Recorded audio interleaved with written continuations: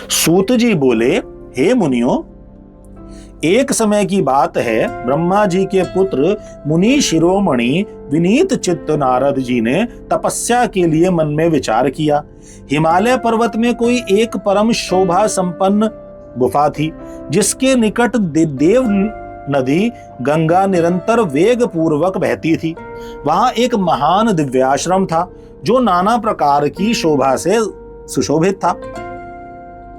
वे दिव्य दर्शी नारद जी तपस्या करने के लिए वहां गए। उस गुफा को देखकर मुनिवर नारद जी बड़े प्रसन्न हुए और सुदीर्घ काल तक वहां तपस्या करते रहे। उनका अंतःकरण शुद्ध था। वे दृढ़ता पूर्वक आसन बांधकर मौन हो प्राणायाम पूर्वक समाधि में स्थित हो गए। हे ब्राह्मणों, उन्होंने वह समाधि लगाई जिसमें ब्रह्म का साक्षात्कार कराने वाला अहम ब्रह्मास्मि, मैं ब्रह्म हूं, यह विज्ञान प्रकट होता है। मुनिवर नारद जी जब इस प्रकार तपस्या करने लगे, तब देवराज इंद्र कांप उठे और मानसिक संताप से व्याकुल हो गए। वे नारद मुनि मेरा राज्य लेना चाहते हैं। मन ही मन ऐसा सोचकर इंद्र ने उनकी तपस्या में विघ्न डालने के लिए प्रयत्न करने की इच्छा की। उस समय देवनायक इंद्र ने मन से कामदेव का स्मरण किया। स्मरण करते ही समान बुद्धि वाले कामदेव अपनी पत्नी रति के साथ आ गए। आए हुए कामदेव को देखकर कपट बुद्धि देवराज इंद्र शीघ्र ही स्वार्थ के लिए उनको संबोधित करते हुए कहने लगे, मित्रों में श्रेष्ठ, हे महावीर, हे सर्वदा हितकारक, तुम प्रेम पूर्वक मेरे वचनों को सुनो और मेरी सहायता करो। हे मित्र, तुम्हारे बल से मैंने बहुत लोगों की तपस्या का गर्व नष्ट किया है। तुम्हारी कृपा से ही मेरा यह राज्य स्थिर है। पूर्ण रूप से संयमित होकर दृढ़ निश्चय देवर्षि नारद मन से विश्वेश्वर भगवान शंकर की प्राप्ति का लक्ष्य बनाकर हिमालय की गुफा में तपस्या कर रहे हैं। मुझे यह शंका है कि तपस्या से प्रसन्न ब्रह्मा से वे मेरा राज्य ही न मांग लें। आज ही तुम वहां चले जाओ और उनकी तपस्या में विघ्न डालो। इंद्र से ऐसी आज्ञा पाकर वे कामदेव वसंत को साथ लेकर बड़े गर्व से उस स्थान पर गए और अपना उपाय करने लगे। उन्होंने वह शीघ्र ही अपनी सारी कलाएं रच डाली। वसंत ने भी मदमस्त होकर अपने प्रकार से अपना प्रभाव प्रकट किया। हे मुनिवरों, कामदेव और वसंत के अथक प्रयत्न करने पर भी नारद मुनि के चित्त में विकार नहीं उत्पन्न हुआ। महादेव जी के अनुग्रह से उन दोनों का गर्व चूर्ण हो गया। हे शौनक आदि महर्षियों, ऐसा होने में जो कारण था उसे आदर पूर्वक सुनिए। महादेव जी की कृपा से ही नारद मुनि पर कामदेव का कोई प्रभाव नहीं पड़ा। पहले उसी आश्रम में काम शत्रु भगवान शिव ने उत्तम तपस्या की थी और वहीं पर उन्होंने मुनियों की तपस्या का नाश करने वाले कामदेव को शीघ्र ही भस्म कर डाला था। उस समय रति ने कामदेव को पुनः जीवित करने के लिए देवताओं से प्रार्थना की। तब देवताओं ने समस्त लोकों का कल्याण करने वाले भगवान शंकर से याचना की। इस पर वे बोले, हे देवताओं, कुछ समय व्यतीत होने के बाद कामदेव जीवित तो हो जाएंगे, परंतु यहां उनका कोई उपाय नहीं चलेगा। हे अमरगण, यहां खड़े होकर लोग चारों ओर जितनी दूर तक की भूमि को नेत्रों से देख पाते हैं, वहां तक कामदेव के बाणों का प्रभाव नहीं चल सकेगा, इसमें संशय नहीं है।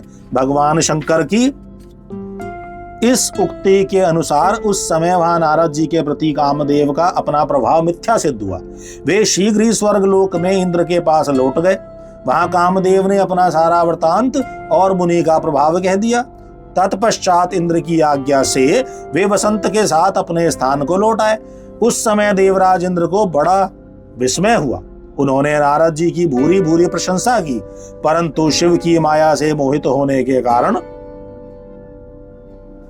वे उस पूर्ण वृतांत का स्मरण न कर सके। वास्तव में इस संसार में सभी प्राणियों के लिए शंभु की माया को जानना अत्यंत कठिन है। जिसने अपने आप को शिव को समर्पित कर दिया है, उस भक्त को छोड़कर शेष संपूर्ण जगत उनकी माया से मोहित हो जाता है। नारद जी भी भगवान शंकर की कृपा से वहां चिरकाल तक तपस्या में लगे रहे। अंत में अपनी तपस्या को पूर्ण हुआ जानकर वे मुनि विरत हो गए। कामदेव पर अपनी विजय मानकर उन मुनीश्वर को व्यर्थ ही गर्व हो गया। भगवान शिव की माया से मोहित होने के कारण उन्हें यथार्थ बात का ज्ञान नहीं रहा। हे मुनि श्रेष्ठों, भगवान शंभु की महामाया धन्य है, धन्य है। ब्रह्मा विष्णु आदि देव भी उसकी गति को नहीं देख पाते। उस माया से अत्यंत मोहित मुनि शिरोमणि नारद गर्वयुक्त होकर अपना काम विजय संबंधी वृतांत बताने के लिए तुरंत ही कैलाश पर्वत पर गए। वहां रुद्रदेव को नमस्कार करके गर्व से भरे हुए मुनि ने अपने आप को महात्मा, प्रभु तथा कामजेता मानकर उनसे अपना सारा वृतांत कहा। यह सुनकर भक्त वत्सल शंकर जी अपनी माया से मोहित, वास्तविक कारण से अनभिज्ञ तथा भ्रष्ट चित्त नारद से कहने लगे। रुद्र बोले, हे तात, हे नारद, हे प्राज्ञ, तुम धन्य हो। मेरी बात सुनो। अब से फिर कभी ऐसी बात कहीं भी न कहना, और विशेषतः भगवान विष्णु के सामने तो इसकी चर्चा कदापि न करना। तुमने मुझसे अपना जो वृतांत बताया है उसे पूछने पर भी दूसरों के सामने न कहना। यह सिद्धि संबंधी वृतांत सर्वदा गुप्त रखने योग्य है। इसे कभी किसी से प्रकट नहीं करना चाहिए। तुम मुझे विशेष प्रिय हो, इसलिए अधिक जोर देकर मैं तुम्हें यह शिक्षा देता हूं, क्योंकि तुम भगवान विष्णु के भक्त हो और उनके भक्त होते हुए मेरे अत्यंत अनुगामी हो।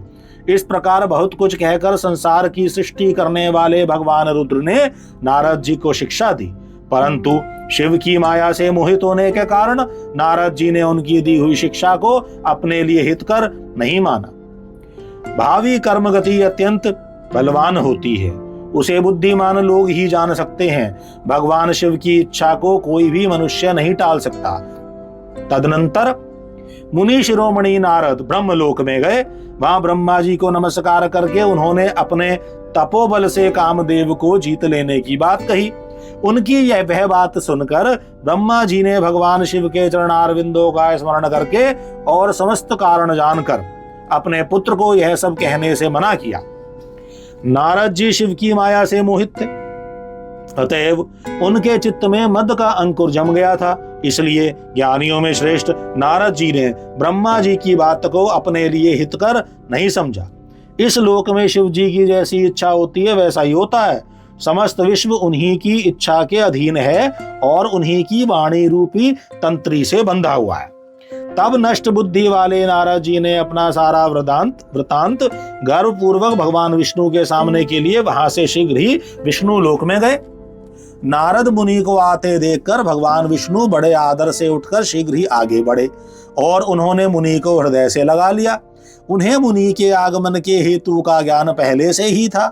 नारद जी को अपने आसन पर बैठाकर भगवान शिव के चरणारविंदों का स्मरण करके श्री हरि उनसे यथार्थ तथा गर्व नाशक वचन कहने लगे।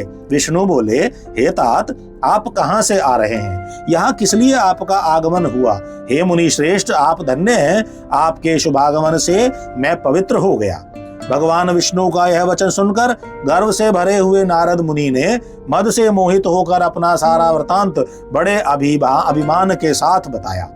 नारद मुनि का वह अहंकार युक्त वचन सुनकर मन ही मन शिव के चरणारविंदों का स्मरण कर भगवान विष्णु ने उनके काम विजय के समस्त यथार्थ कारण को पूर्ण रूप से जान लिया। उसके पश्चात शिव के आत्मस्वरूप को परम शैव सुबुद्धि भगवान विष्णु भक्ति पूर्वक अपना सिर झुकाकर हाथ जोड़कर परमेश्वर कैलाशपति शंकर की स्तुति करने लगे। विष्णु बोले, हे देवेश्वर, हे महादेव, हे परमेश्वर, आप प्रसन्न हो। हे शिव, आप धन्य हैं और सबको विमोहित करने वाली आपकी माया भी धन्य है। इस प्रकार परमात्मा शिव की स्तुति करके हरि अपने नेत्रों को बंद कर उनके चरण कमलों में ध्यान स्थित होकर चुप हो गए। विश्वपालक हरि शिव के द्वारा जो होना था उसे हृदय से जानकर शिव के आज्ञा अनुसार मुनि श्रेष्ठ नारद से कहने लगे। विष्णु बोले, हे मुनि श्रेष्ठ, आप धन्य हैं। आप तपस्या के भंडार हैं और आपका हृदय भी बड़ा उदार है। हे मुने, जिसके भीतर भक्ति, ज्ञान और वैराग्य नहीं होते, उसी के मन में समस्त दुखों को देने वाले काम, मोह आदि विकार शीघ्र उत्पन्न होते हैं। आप तो नैष्टिक ब्रह्मचारी हैं और सदा ज्ञान वैराग्य से युक्त रहते हैं। फिर आप में काम विचार कैसे आ सकता है? आप तो जन्म से निर्विकार तथा शुद्ध बुद्धि वाले हैं। श्री हरि की कही हुई बहुत सी बातें सुनकर मुनि शिरोमणि नारद जी जोर जोर से हंसने लगे और मन ही मन भगवान को प्रणाम करके इस प्रकार कहने लगे। नारद जी बोले, हे स्वामिन, यदि मुझ पर आपकी कृपा है तब कामदेव का मेरे ऊपर क्या प्रभाव हो सकता है? ऐसा कहकर भगवान के चरणों में मस्तक झुकाकर इच्छा अनुसार विचरने वाले नारद मुनि वहां से चले गए।